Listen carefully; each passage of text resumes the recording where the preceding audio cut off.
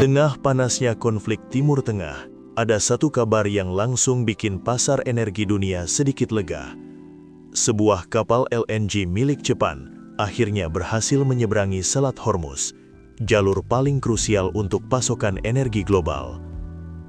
Pertanyaannya, apakah ini tanda situasi mulai membaik, atau justru jeda sebelum krisis yang lebih besar?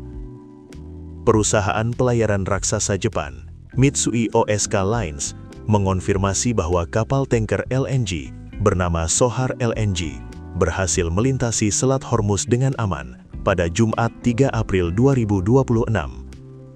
Ini bukan sekedar pelayaran biasa.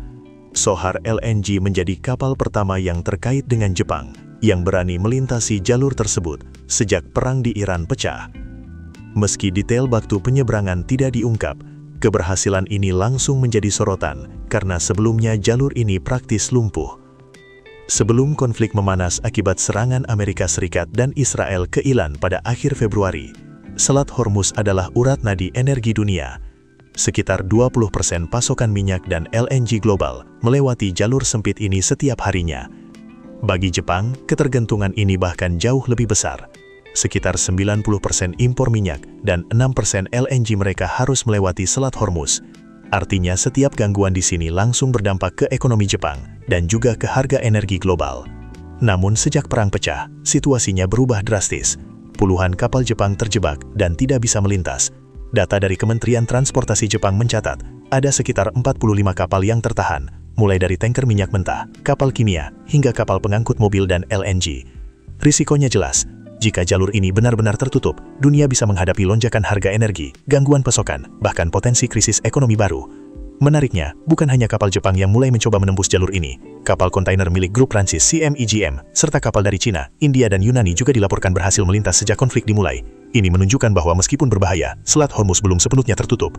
Bulan lalu, bahkan ada laporan dari Mitsui O.S.K. Lines bahwa salah satu kapalnya sempat terkena dampak insiden di wilayah tersebut. Untungnya tidak ada korban jiwa, tapi ini menjadi pengingat bahwa risiko di lapangan masih sangat tinggi. Keberhasilan Sohar LNG menyeberang memang jadi sinyal positif, tapi ini belum tentu berarti situasi sudah aman. Jalur ini tetap berada di tengah zona konflik aktif, dengan ancaman militer, ranjau laut, hingga potensi serangan terhadap kapal sipil. Bagi pasar global, setiap kapal yang berhasil lewat bisa membantu menstabilkan pasokan energi.